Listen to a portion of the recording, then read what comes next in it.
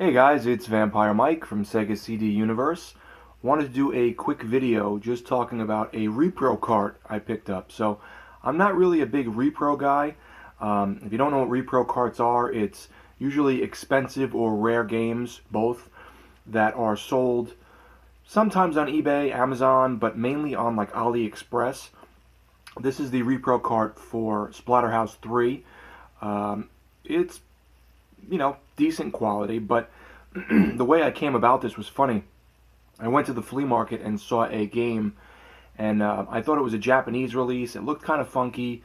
I kind of was on the fence thinking it was a repro. I thought it was.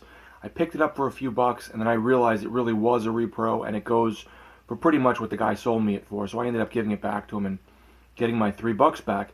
But then I started looking into it, and I was like, well, are there any repro games that are expensive that I do want to play? I used a coupon on AliExpress for $2 off, and I got this for $1.75 with shipping all the way from China. So the build quality, they feel light, but it feels okay. Usually the sticker on top, is either too big or too small and doesn't really fit around perfectly. It also doesn't use the Genesis like hex screws. It uses regular little screws.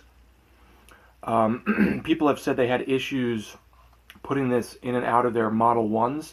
I have a Model 2 and I have a 32X hooked up to it. I didn't have any issues, but supposedly they can run very tight, and they will sometimes mess with the innards of the Model 1 system. It has this little notch here. I believe that is something to do with playing it on, it's either a PAL or a Japanese system, probably PAL.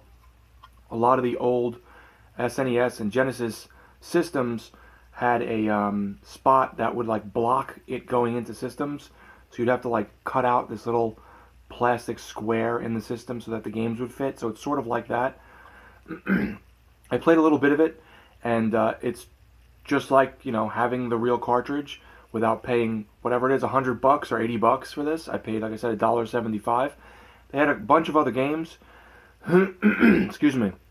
A bunch of other games, and I would definitely recommend it if you don't mind something that's not the best quality. The only other thing I did want to mention about this is it takes a little while to get, obviously, because it's coming from China, but it also doesn't have a save battery. So you really can't buy RPGs. You have to buy, fighting games, action games, otherwise you won't be able to save your game. Things with a password system is what you really want to buy. So that's why I picked up Splatterhouse 3. It's really fun so far. It reminds me a lot of like a Final Fight game. The first two games were supposedly very difficult. I think they dumbed down the difficulty a little bit in this one. They gave you an easy mode, and it plays more like a beat 'em up than it does the original two Splatterhouse titles. So let me know, guys, if you've bought any Repro cartridges and how you feel about them. This isn't something I'm gonna like collect for, but it's definitely something I don't mind buying to save myself some money and just kind of mess around with expensive games that I normally couldn't afford. So that's about it. Thanks guys for watching. It's Vampire Mike from Sega CD Universe. Be good.